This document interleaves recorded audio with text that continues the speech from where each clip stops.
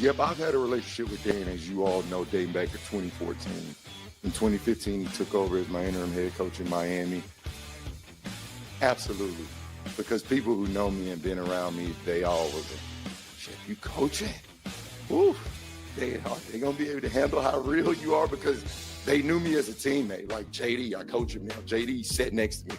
So JD knew me as a teammate. Romeo played with Rome 3 years. He knew me as a teammate. And they knew I didn't mix my words. I look you right in the eyes and tell you how I feel about you. I look you in your eyes. If you're messing something up on my defense, I'm going to tell you that.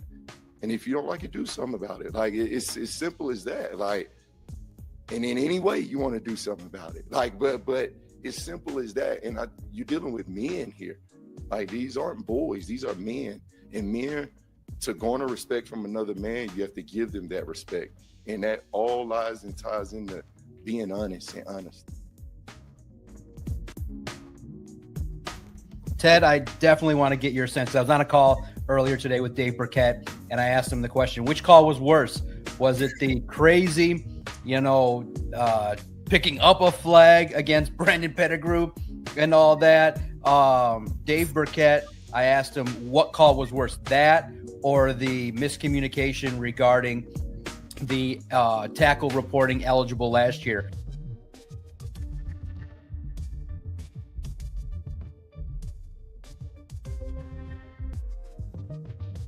We actually made Jared sprint. So I would do sprint training with him once a week. I would actually do it with him. I'd run with him. So we topped off and we would hit at least 90% of his max velocity once a week. My reason for this, from a training perspective and from really pre-acclimation for the tissue, more so from a hamstring, hip flexor, quadricep, when you want to avoid some of those soft tissue injuries for a quarterback who's not hypermobile and they don't run a lot.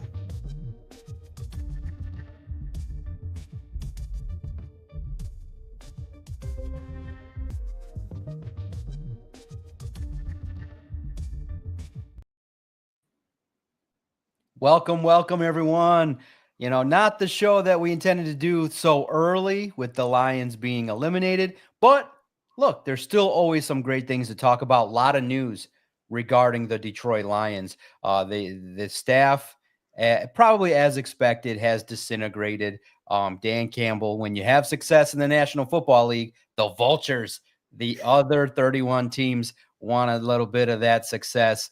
And a lot of the Lions assistant coaches, both coordinators, are no longer here. We'll talk all about it. We'll talk about, what's it going to be like for the Lions having two coordinators? What does that mean?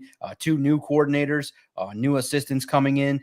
Today, it was announced David Shaw coming in as the new passing game coordinator. What does that mean for Tanner Engstrand? What does it mean when a coaching staff unravels? We have great guests and panelists as well that understand what's happened in the National Football League. We got Ted Rath, Mark Schmidt here today to break it all down. First and foremost, talking about the Lions.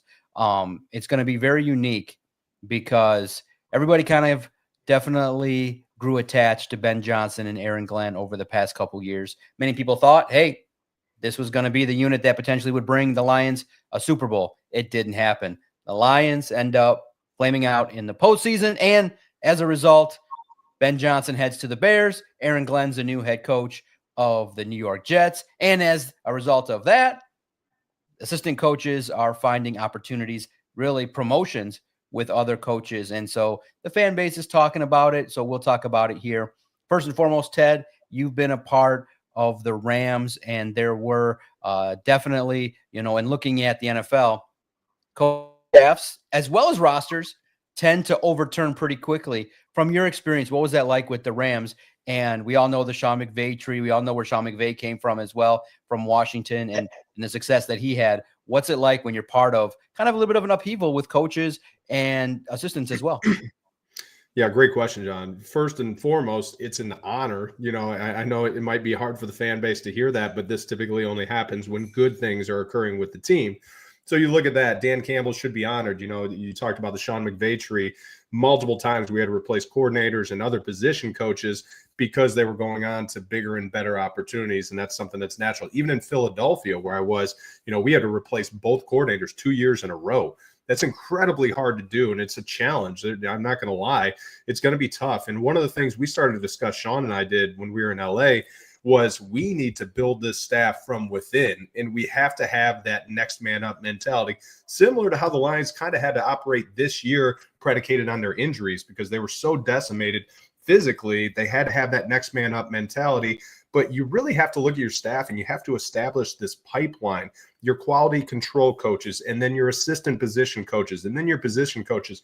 You should always kind of have that long-term, short-term view. You have to be in the moment because it's a win-now league every year, but then also operating by saying, hey, if we do lose Ben, if we do lose AG, who can be that next person up? Who's that next man, woman on our staff that can continue to accelerate and take on bigger and larger roles?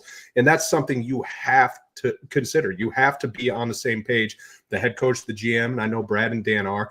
And I think it's hard, but at the same time, you look at play calling, it's not just OC-DC. They're both play callers. You look at our situation in LA, Sean is in effect the offensive coordinator. He's the play caller. So you don't have that repetitious continuing to refill. If you lose a Matt LaFleur like we did, he went to take on play calling in Tennessee, then got the head job in Green Bay. We didn't have to replace a play caller. There's obviously a big gap, but Sean is still that steady play calling model. So I think you look at that, the Lions, this is going to be a difficult task because they do have to replace both sides of the football, and they're both play callers. So I think this is a formidable task. It seems like they've hired two tremendous coaches. Getting a guy like David Shaw is definitely going to play a big role in this, but it's not easy to do. And it's something that I've seen, a lot of teams struggle with, John. So this is a tough task. Yeah, Mark, I'm curious. The fan base is not used to it. The Lions fan base is not used to other organizations wanting the Lions. The reputation was at some point that the Lions were a place where coaches come to kind of have their career end up winding down. And for a time, there was a time where when a coach got dismissed from the Lions, they wouldn't end up getting any opportunities. Well, now it's totally different. The league is rating the Lions, and they want their roster players. They want their coaches. And so the fan base is a little bit like, whoa, not used to handling that kind of attention and the angst online and things like that. What's your reaction to just the notion that, okay, Ben went to the Bears and Aaron Glenn went to the AFC? I think more people are accepting of Aaron because he's not going to a competitor. Right. Ben went to the NFC North division rival. So I think the fans have had a lot more vitriol toward him naturally. But at the same token, I do think fans need to understand that Dan Campbell groomed these guys.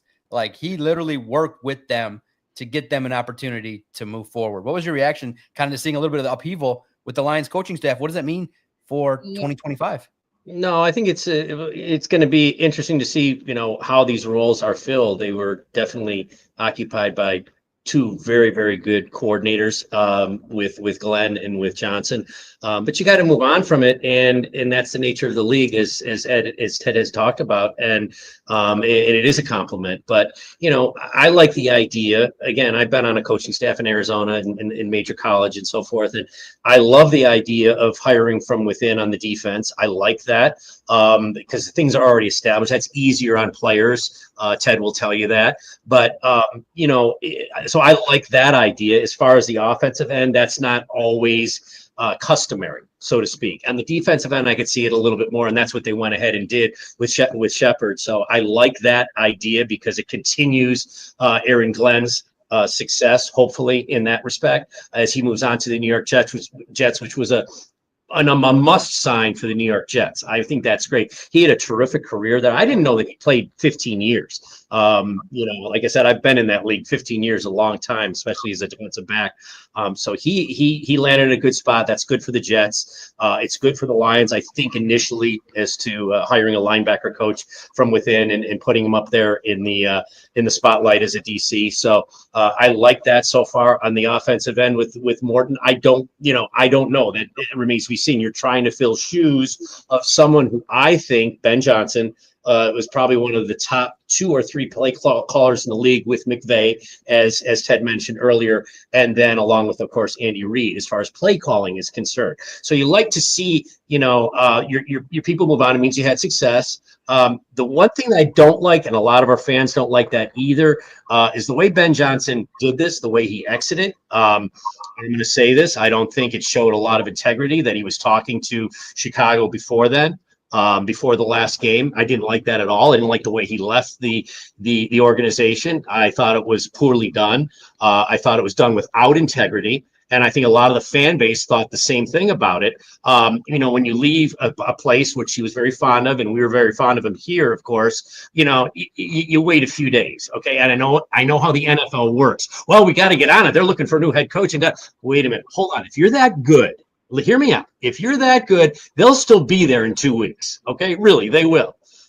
It was quick to move. It was quick to get him a head coaching job. I know he hung in there last year with Detroit when he didn't have to, but it was the way in which he did it and the way in which he exited, which you don't want to do in this league. It creates a bad karma, and it did for him. So I didn't care for that. And again, I know a lot of the fans didn't either, and I just needed to say that. But I think with the talent that they have on each end of the roster, get away from coaching for a second, on the roster, I think they should be in good shape on defense. I don't know what the repercussions are going to be with losing Ben Johnson as a coach. As I said, I don't really care for his integrity as a person right now. But as a coach, how do you fill that gap on offense? I'm not sure. Understood. Now, one of the things that people are definitely wondering is, and both from your perspective, Mark, being a player in the league, and Ted seeing it from the strength perspective and being around coaches, when new voices come in, how do the players tend to respond? Is it easy to be able to go and handle? Because now you'll see on the screen, John Morton is now going to be the offensive coordinator. He's going to be tasked with picking up where Ben Johnson left off. You have Kelvin Sheppard. I think the continuity there will be probably very more similar. Yeah, there'll be some tweaks, but everybody wants to know, we'll start with Ted. What's the challenge going to be for someone new coming in? How do the players respond when there's new voices? Does it take a little time to acclimate? Should there be concern when there's new voices in the room? Yeah, this is an important question, John. I'm glad you asked, because when you look at it, I do agree. I think that continuity is a very important aspect on the defensive side of the football. That's definitely going to help them. They have someone that's been established in the culture, in the building. They've taken time. They've developed trust, and they've developed relationships and connections with those players. The offensive side of the ball, different story. You did have a very successful play caller, like Mark mentioned. I mean, Ben is a legitimate top 3 play caller in this league. He's got an incredible offensive system, and those guys bought in. They bought into his system, but they also liked him as a man, as a leader, as a person. Guys like Jared Goff, they developed these really close and tight relationships with them. So I think that's what you're going to have from Coach Morton as he comes in.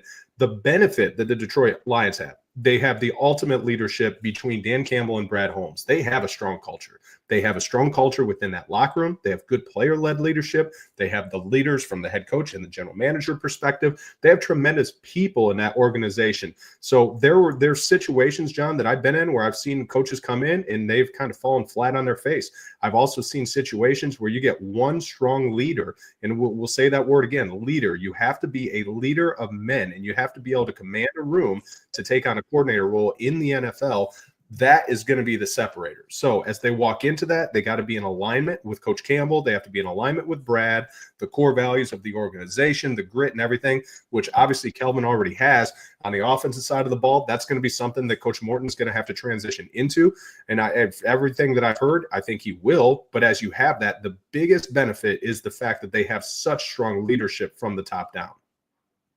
Yeah, and Mark, I'm very curious as a player how you dealt with maybe a position coach changing or some coach changes, what experience you had. Because here's the thing too, that I think that I know the angst that people have, but I also, when thinking about it, the rosters in NFL kind of turn over every 4 to 5 years.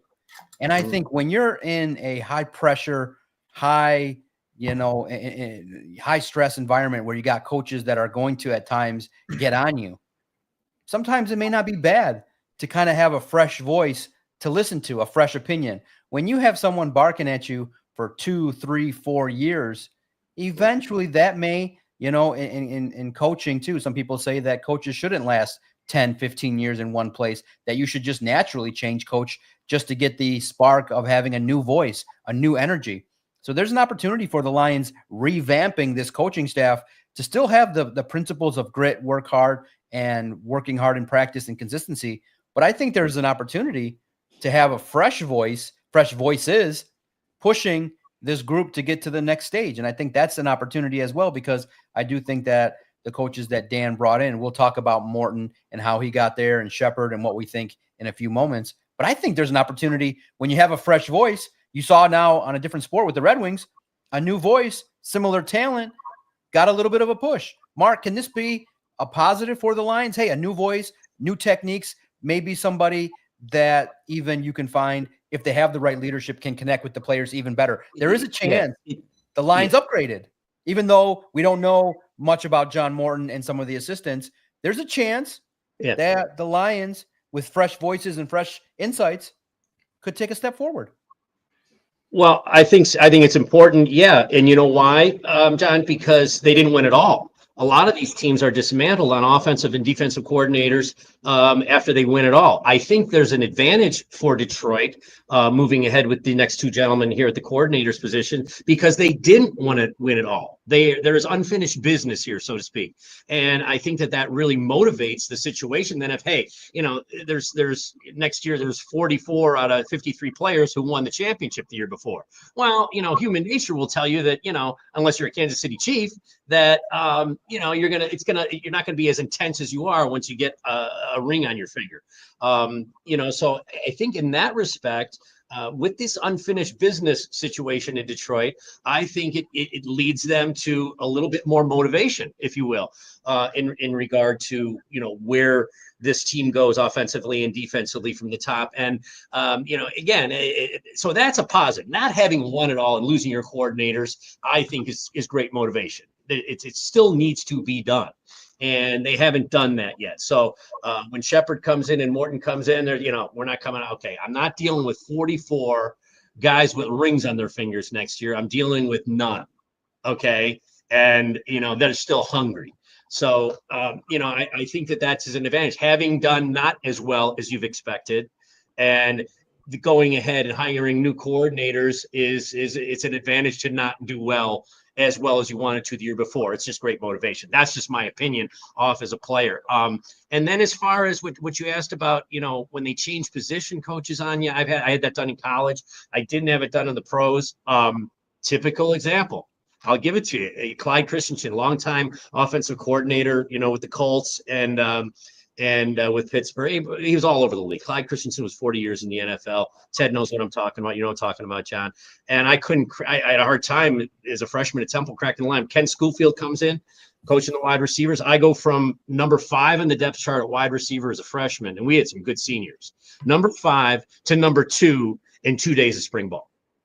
Boom. Wow. Okay. And shortly thereafter, number 1. Okay. Could I do it under Christensen? Hell no. I hope he's listening to this right now.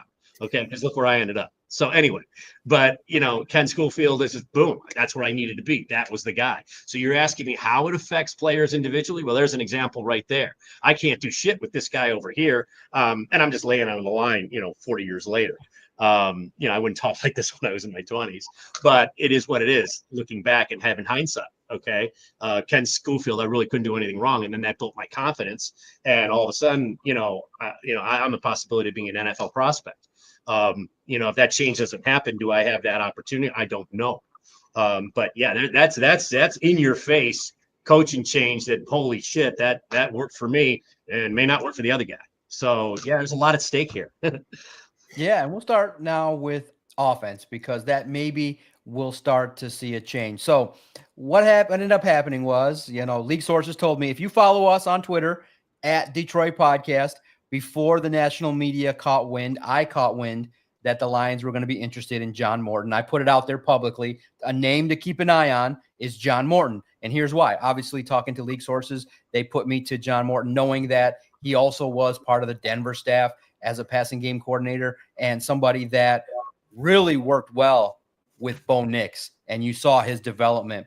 And so knowing that he was part of the staff in 2022, had interviewed for the OC job, knowing how much Dan Campbell values alignment, when you figure that you're going to, most likely elevate Kelvin Sheppard, you're not going to want 2 brand new coordinators. So it made perfect sense when you looked at John Morton's experience, the alignment, the fact that he was here when the offense started to take shape. It really lent to, that guy, being the individual that ended up getting, once, he got the interview and everything like that, it was going to be set alignment. So now the question mark is going to be, okay, should this offense maybe morph a little bit and take on some different styles or things like that? I just think that here's the thing that to calm people down, there's still going to be a lot of tenets of Dan Campbell in this offense, and the alignment and the working relationship he's going to have with John Morton is going to be, hey, we have these two talented running backs.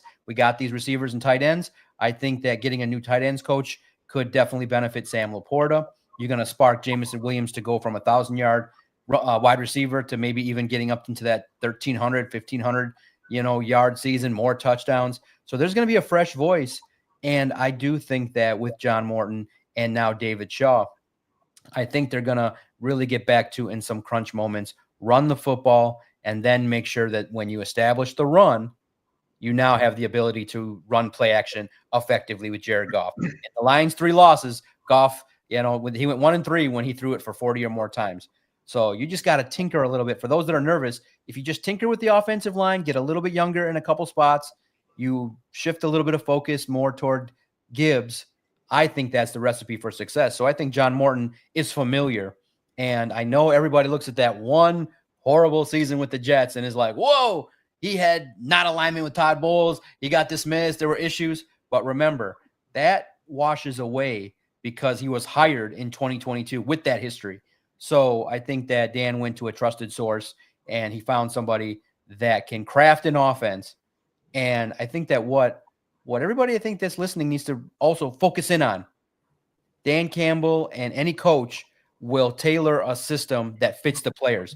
So Morton doesn't have an established scheme per se, but I think that they're going to put together calls and situations where St. Brown's going to get open, J-Mo's going to find avenues to be successful, Sam Laporta will find his windows, and I think that offense is going to So I personally liked, when I got wind of that, I liked the hire of John Morton.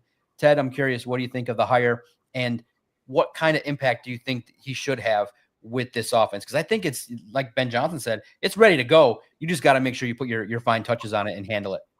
Absolutely. Yeah. And great points, John. As you look at it, I think it's a good hire. And when you look at the lineage, I mean, I love what Bo Nix did last year. If you can't watch that kid and you look at the creativity that a Sean Payton's offense establishes and some of the ways that they get really creative in the passing game and some of their play actions, but also how they motion, how they move around their wide receivers, I think there's definitely application that could be presented here with the J-Mos and with some of the other guys, and even the tight end position, I would agree. Now, when you look at it also, there are these key components. It's terminology, it's verbiage, how you can come in and you establish new wrinkles and everything else. However, you don't want to establish everything. And having Dan Campbell as being an offensive-minded head coach, that allows them to keep a lot of those things similar and in parallel. And then hiring, I think David Shaw, this probably is a big, big impact hire, because I think what he's going to be able to do is come in from a leadership perspective, but also helping those lines of communication offensively, defensively, and just helping some of those aspects when they do establish this, because you don't want to teach Jared Goff all new terminology, all new verbiage when they've had tremendous success here offensively. And you hit it on the head, John. It's establishing the run game. They have two monsters. They have a phenomenal offensive line. They built this team to be successful by establishing the run. And then when you can marry the concepts of the run and the play action into the pass game, that's where Jared lives. That's his wheelhouse. That's when he gets really, really good, and you have him moving around, and you get creative with motion. You get creative with pre-snap alignments and movement, and then you allow the players to do exactly what they do, is go out and dominate. But I do agree. I think this is a good hire. I think there's alignment there. That's absolutely probably the biggest thing and the biggest factor, the most important one. And then Dan Campbell's going to be able to establish to make sure a lot of the terminology and a lot of those things make it easier for the players to adapt. And Mark, I want to get your sense of it. Do you think they need to kind of tweak it a little bit? Because you look at it, and in the game that they just had, that's what we're looking at here, 3rd down and 1, you're going empty backfield and throwing it to St. Brown. And look, Dan acknowledged that, it was a perfect storm of mistakes with St. Brown falling out of his, break and Goff stumbling as well. So, but that's what, is going to happen in a precise passing offense. So to me, I just think that, I think you can rely on Goff out of play action. He's a very accurate passer. You put him in those moments to succeed. And then I just think the 3rd down and 1 call in that game was critical, because it prevented you potentially from going up 14-3. And then there was really no explanation for trying to have Jamison Williams throw the football in that spot.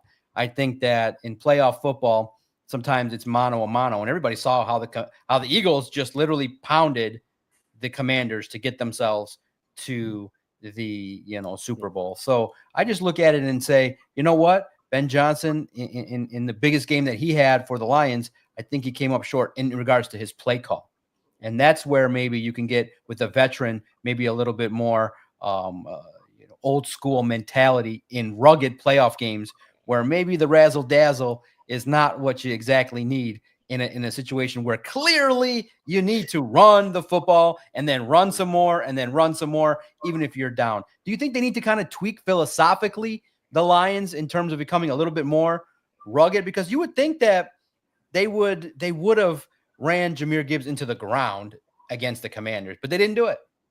Yeah, I wouldn't use the term rugged, John. I think this team is a rugged football team. I just think they are offensively, especially with the offensive line. I know what you're getting at. I know what your point is here, but I don't really care for that. But the way Ben Johnson coached in the last 2 years, in my mind, I would probably, if I had to grade him, I'd probably be a 9.5 or 9.7. I mean, that's how highly I think of him. How I thought of him earlier in the show and how he left is not what I would desire. That's just a personal thing. And a lot of my fans are on board with that. But as far as the way he coached, I thought it was very creative most of the time. You allude to some things in that last game, of course, that certain things had gone wrong, and they did. Jamo throwing that ball. Of course, he's in a position he wants to make a play. That's his mentality. James said that's just the way he is, and we know he's going to make that throw and try to fit it through there. It's not Jared Goff throwing the football. It's about a young kid who's wonderfully talented and is trying to make a play. So I can't really complain much about Ben Johnson. I mean, yes, there's a little sour taste in any fans' mouths out there who watched obviously the last game and are upset that they didn't make it to the Super Bowl with home field advantage. So yeah, it's subject to criticism. But looking back at that man's tenure with the Lions, it was pretty spot on. I mean, he brought us a long, long way. If I had to rate between Aaron Glenn and Ben Johnson, and who did more for the team getting as far as they have in the last 2 years, I would give the edge to Ben Johnson. That's just my opinion. I know there's a lot of fans that would agree with me. Aaron Glenn, wonderful coach, wonderful human being, landed on his feet in the right spot for the right team. And he did a great job here, but I would still evaluating those two coaches during the last 2 years. And I'd be interested to hear what Ted has to say about evaluating the two of them against each other and who performed better. I would give Ben Johnson the edge. So for what you say, I understand where you're coming from. I don't necessarily agree with it 100%. I think we got as much out of Ben Johnson as we could have as a Detroit Lion offensive coordinator. And I'll leave it at that. Yeah, no, very fair points. I look at it like just in that situation, I thought the game plan should have just been to run the football and, in critical moments, 3rd down, 4th down. Dan Campbell gave a good answer. Like we were going to go for it on 4th down anyway. So why not? It's really more like a 2nd down call. You don't expect that in a play that you ran 50 times that you're going to have your best receiver fall down and your quarterback stumble and the whole play blew up. But I always look at it like, it's 3rd down and 1, 4th down and 1. You got Philly running a tush push, and they rushed for 7 touchdowns. And those short yardage situations, you just take the risk out of it completely. And I just think that younger offensive coordinators, wizards, they sometimes maybe can just even overthink the play sheets. Just when I say rugged, it's just, hey, 3rd down and 1, it's auto run against the worst team. You run it right side toward Penei Sewell and Mahogany, you're going to have a good chance to get the 1st down, and especially in that moment. There maybe could have been an overrule in a lot of spots, but I get it. It's that's the nature of a playoff game, but everything is magnified. Every missed touchdown magnified.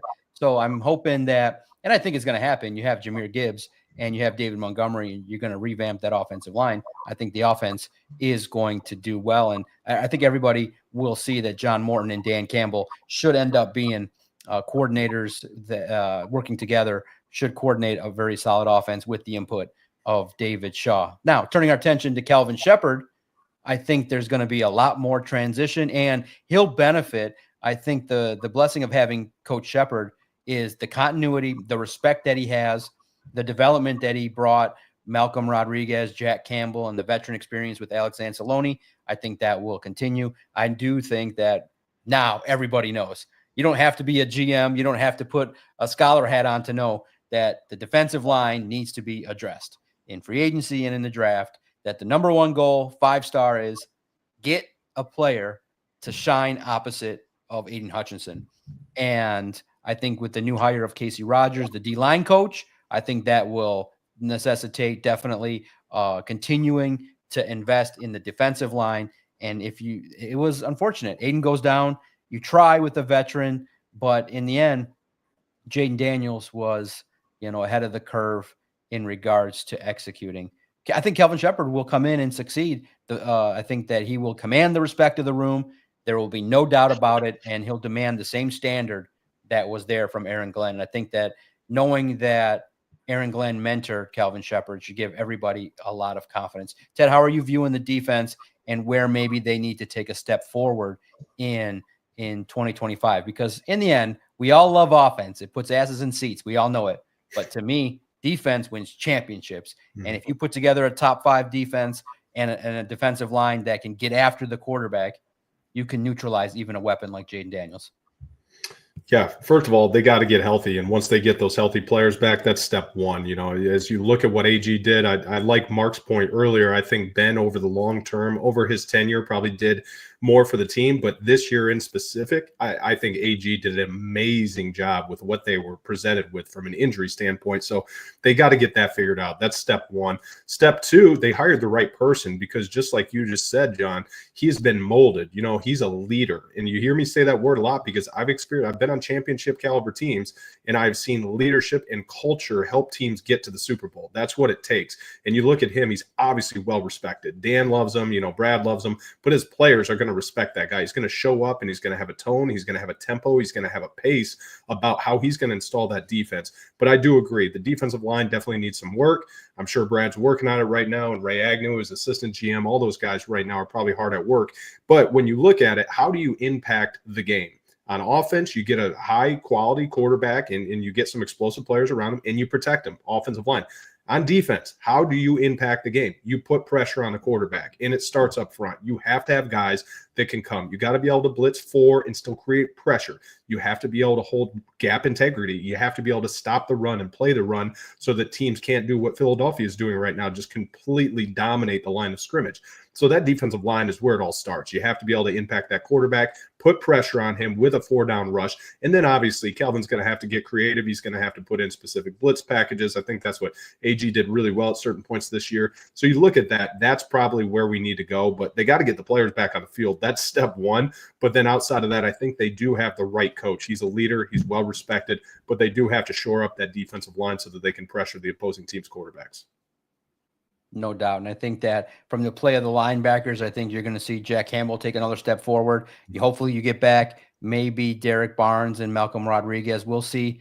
Aaron Glenn may have his eye on Derek Barnes. We'll see if Carlton Davis also takes another offer elsewhere. I do think the biggest question mark, clearly outside of the defensive line, is the secondary. You got Terry and Arnold, and you have, I think, a veteran and somebody that's real rugged in Amik Robertson. But I do think you need to add one more cornerback to that defense to make sure that it's surefire, whether that be Carlton Davis coming back or another veteran. I do think that that's probably where you want to address it is the secondary, a cornerback and an edge rusher. But Mark, how are you seeing the defense? Yeah, definitely remarkable performance. But in the end, when you faced Jaden Daniels, that just presents a problem.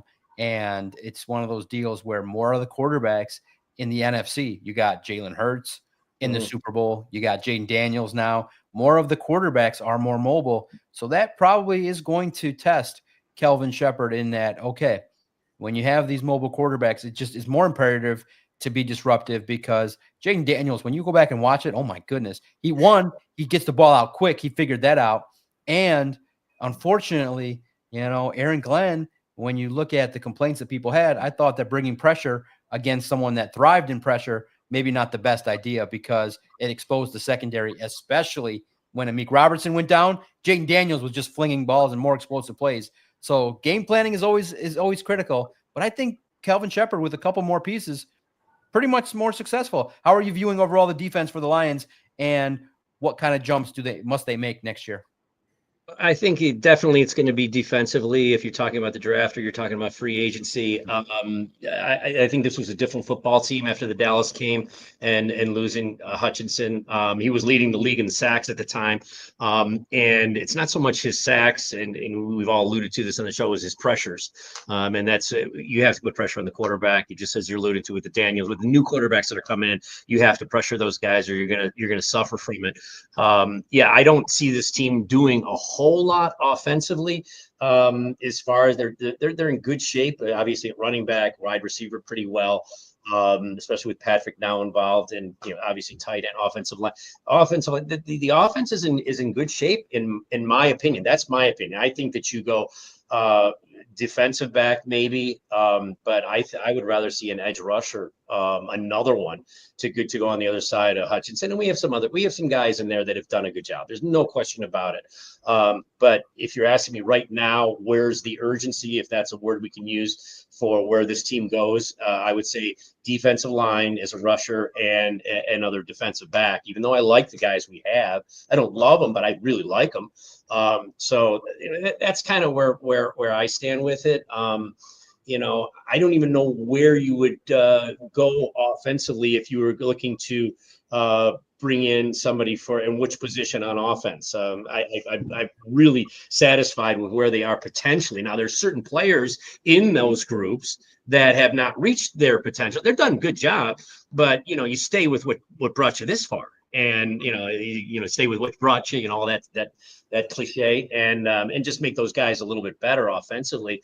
But defensively, you're going to need just a little bit of compliment for Sheppard and the new group that's going in there coaching wise. So that's just my opinion. I just think edge rusher and defensive back. Offense, I wouldn't even know what part on the offense is really broken or is injured. I don't know. So that's kind of where I would stand with it. I would go defensively in your first 3 rounds, probably. Yeah, it makes sense. I do think that on offense, you have Graham Glasgow, a little bit older, Kevin Zeitler. You might just go a little bit younger at the guard spots, and some rotational depth players like Jonathan Wilson brings up as well in regards to just more depth pieces. If you decide to move on from Zadarius Smith, DJ Reader, if you have some cap casualties, you may end up getting some replacements there. But absolutely, I think that on offense, you just got to tinker just a little bit. Real fast before we start talking about the Super Bowl and officiating and what we saw in the championship games, the Lions are going to get the benefit when you do cultivate minority coaches. I think the benefit too of Kelvin Sheppard is there's motivation for him if he becomes a head coach. Whenever a minority coach advances in his career and becomes a head coach or general manager from an organization, teams get compensatory picks. So the Lions are going to get 2 compensatory picks for Aaron Glenn departing. They're going to get 1 in the 3rd round this year and 1 next year. So you get some benefits as well with Kelvin Sheppard also being here if he shines and also is on that track to become a head coach. That helps out because the Lions did make some moves last year to kind of move up and shift around the draft. So there's some opportunities, and make sure to pay attention. The exact number of picks after the 1st and 2nd round has not been established yet with the Lions. The first pick is number 28. The 2nd round pick, but after that, it's all yet to be determined, and we'll get more clarity in the coming weeks regarding the exact spots of each pick, and it gets more clear when the Super Bowl ends. And I'm curious what you guys think of this matchup that now is going to take place, a rematch. It's the Eagles and it's the Chiefs. And I know a segment of the fan base is like, oh, really? The Chiefs again? Like, we've kind of seen them, and it's like, oh, man. And I'm curious, Mark, your perspective, knowing that you're out there in Buffalo, what's the pulse after one of the most probably egregious calls that you're going to see? The spot around the world. It was unbelievable to see that, one official comes running in, sees kind of the correct call, and the other official comes running in. They go to the replay and they rule it short. And I just think that it kind of marred a classic game because, again, I feel like the NFL kind of maybe needs to be told this over and over again, and maybe now us saying it again.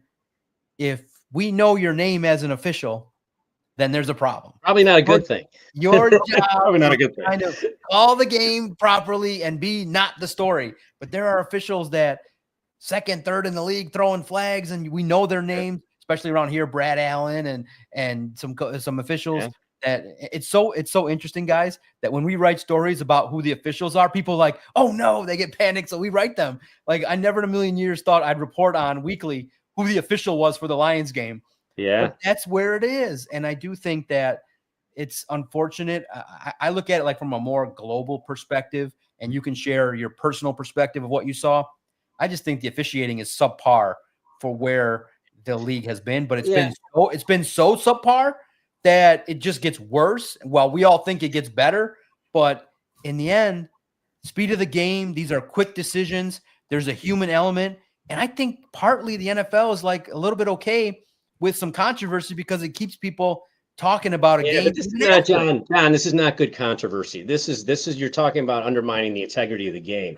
So, and I know what you're saying. Any publicity is good publicity. No, not in this case. I don't agree with that. You have to keep the integrity of the game and always maintain that. Anytime that baseball had gone through any kind of questions of integrity of the game, you don't get in the Hall of Fame, even though you get almost 4,200 hits. So, that's undermining the integrity of the game. And, and that happened to Pete Rose. So, you have to be careful of that. Does this commissioner have the ability to squash those concerns? I would say it on this show. I would say no, he doesn't. He's not that kind of guy. He doesn't want to rock the boat. It's just his personality. We've had meetings I'm heavily involved with the NFL Players Association. We've had meetings with the head of our organization out of Washington and said, our relationship with the NFL right now is really, it's really good. It's probably better than it's ever been, which it probably is, and he said, guys, we don't really want to rock that too much, so we stay away from issues that sometimes are personal issues that we're not really supposed to talk too in depth about or be too nasty about on podcasts or on TV shows or on interviews on radio and so forth. But I'm just saying, when the integrity of the game is at stake, and I'm in the Buffalo suburban area after the Buffalo Bills Kansas City Chiefs game, there is a lot of people out there, and you don't want any of this. One is too many. When people are doubting the outcome of games because of the integrity that's put into it, meaning people have biases, referees having biases, possible biases. This is all alleged. We're not saying anything concrete here because you really can't prove anything. Okay, but there's so much talk about the league losing its integrity as far as neutrality.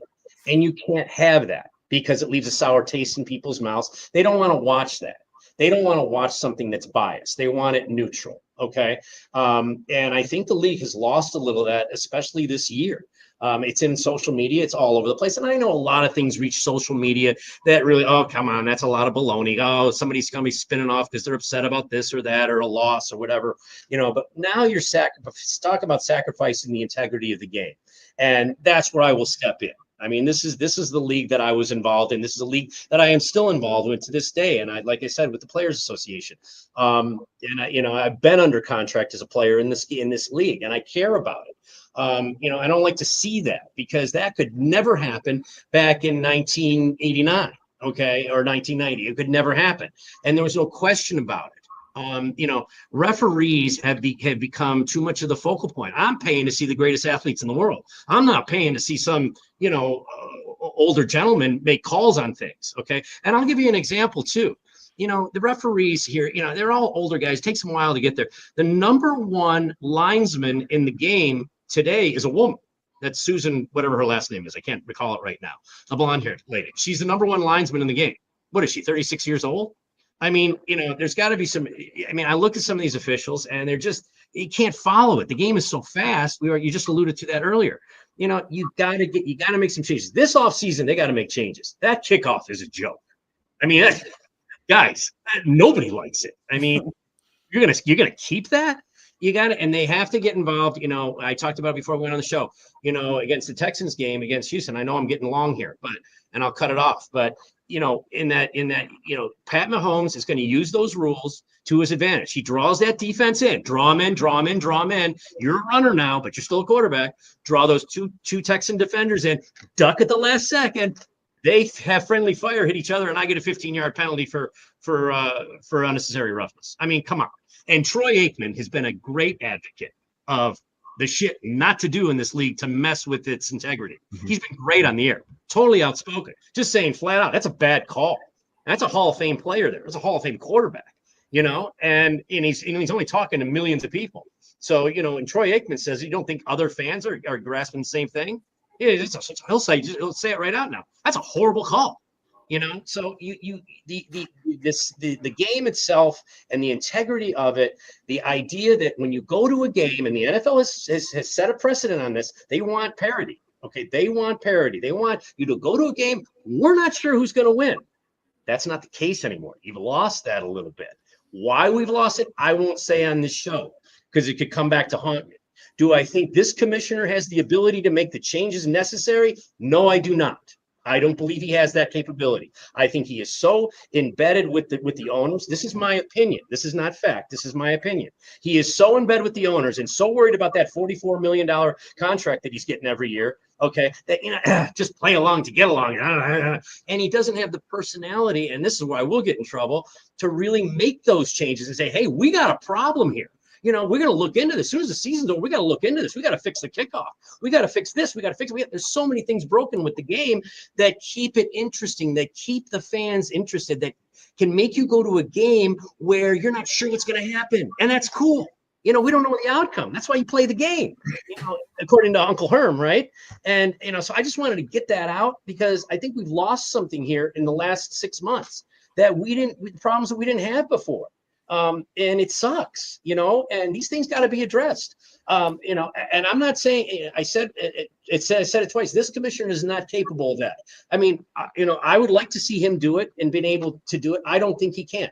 I'll go one step further as to what I think should happen. And it's only my opinion. But I think it would keep the integrity of the game. And I've never said anything like this before, but I think it would be time for a minority commissioner. I think that would help it. I think you would have unbiases across the board and doing the right thing over and over again to try to get this game back to what it was. And I think that's what it would take. And I've never said that before in anything in the NFL. As a player in this league, you really don't look at black and white. You just don't. It's, you know, as a coach, you don't either.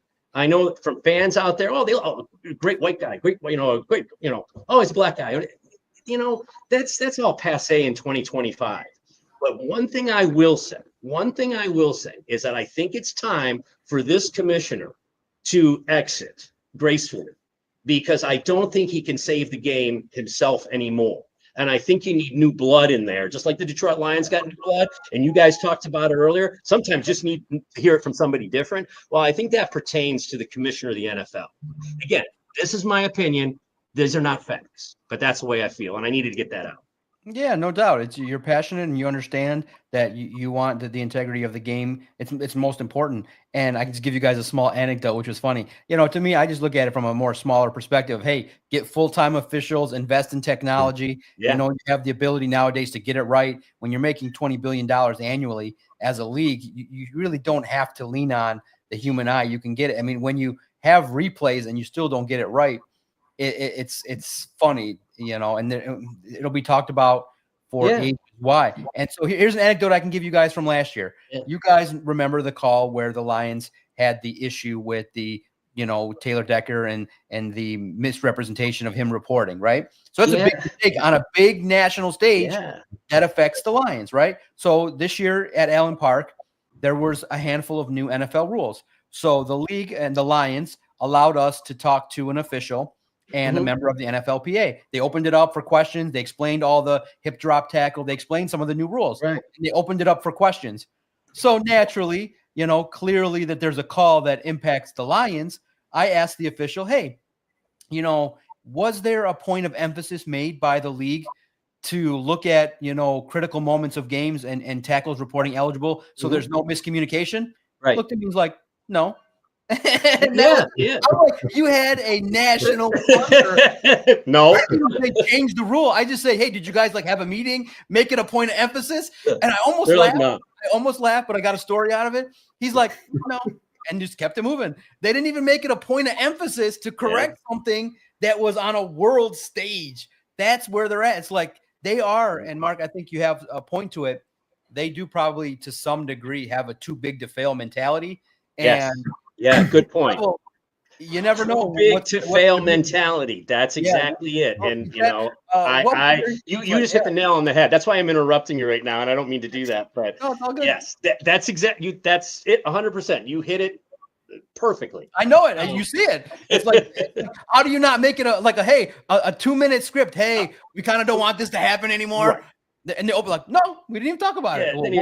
What's the big deal? Throw it to Ted. See what he thinks about this. I don't know. Yeah, no, I'm curious, Ted. What do you make of it? Clearly the Chiefs are marketable. They have huge fans, worldwide audience. I do understand the Taylor Swift appeal for the league. Do I believe that they intentionally do stuff like that or make things? No, but I do think that it's egregious that the best sports league in the world doesn't have the best officiating full time, and the standard is really bad. Where we all know the names of certain officials, they have reporting of their actions, and it's pretty bad. And it's only getting worse. There's some things in the game that could be better. Clearly, officiating is one of them. But I just hope that doesn't end up happening in the Super Bowl, because I think that the game can be competitive. I do think that this game could potentially be really good with two teams battling and matching wits with their coaching staff. But what would you make of the egregious call that was made against the Bills?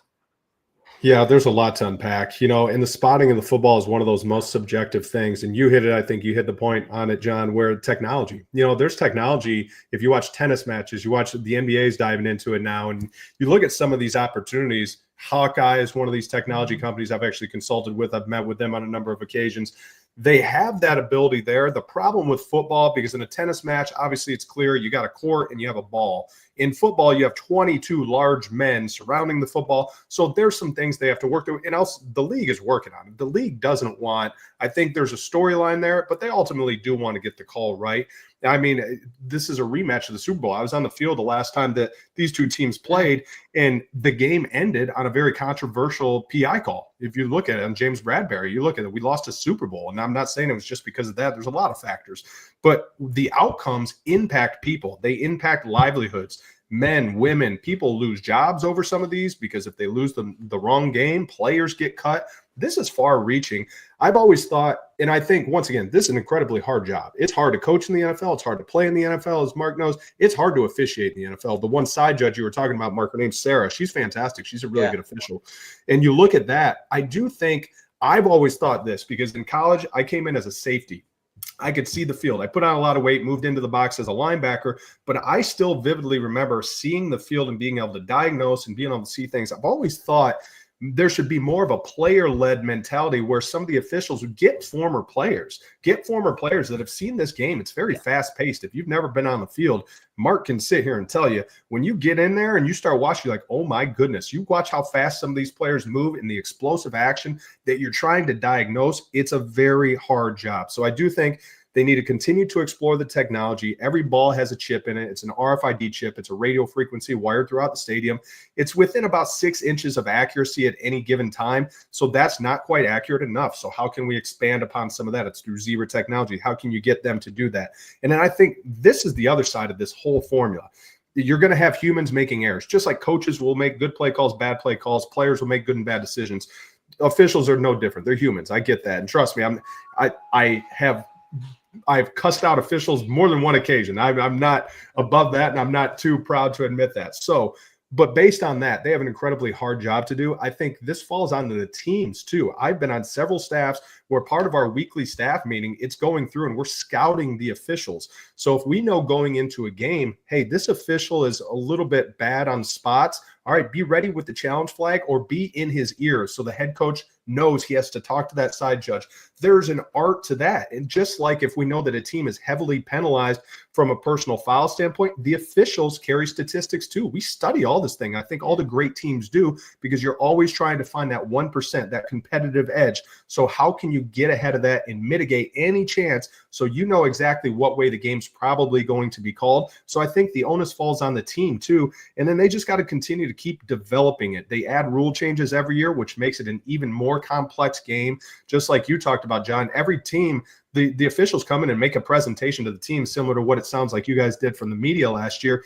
And every team gets to ask questions. They review the new rules. They go through all these processes. And I think that's a really cool thing, but it's on the team to ask the right questions, to follow up, to make sure they're communicating back and forth with the league. So there's a lot to unpack, but overall, yeah, we don't want bad calls. I've been on the Calvin Johnson, the catch rule. I was in Dallas in the playoff game when they picked up the penalty. It's a tough job though, and I've seen good officiating. I've seen some that's probably not quite as good, but overall, I know they're trying to do a good job because they get graded. The best officials get those playoff games. So they're getting graded and they're getting on that. That's a big deal. So I think as these guys go, it's a tough job. I'm not that position. I'm not in it, but I think you could get better player representation of people that have experienced the game fast paced that could probably get in and develop as officials too. Yeah. Let's just hope that the Super Bowl doesn't get marred by an officiating call, and let's see what happens. I do think it's going to be one of the great games. I think the matchups favor, two teams that are going to really look to execute at a high level, and the coaching staff is elite. And it's going to be, I think, one of the season finales is going to be one of the great NFL games of the season. All right, Darcy's here to wrap up the season and give his thoughts on a great show run. You know what? It's all about you guys. I'm like the coach on the sideline, just orchestrating.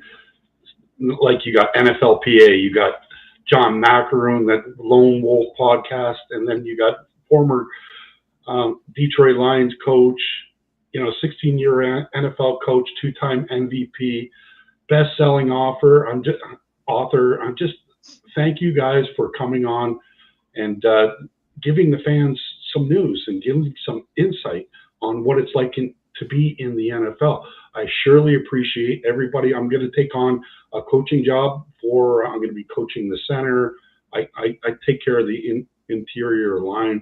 I help out with the running backs and the quarterback too. So I'm excited for this season. I'm 60% win rate as a senior varsity coach. So I'm going to be putting a lot of time into this, and I want to thank every one of you. I doubt if we're going to see Ted again, unless he puts it in his contract that he can come on podcasts. Come on, Ted. Put it in his contract that he can come on with Mark Schmidt, John Maakaron, and have Darcy produce it. But I have a feeling this is probably the last time we're going to have this man on this program. But if anybody else wants to say, I love to hear Ted because he makes you want to run through a wall. So if we could finish it off with, something motivational, and if I could have you on for my kids and have you on just to talk to my kids,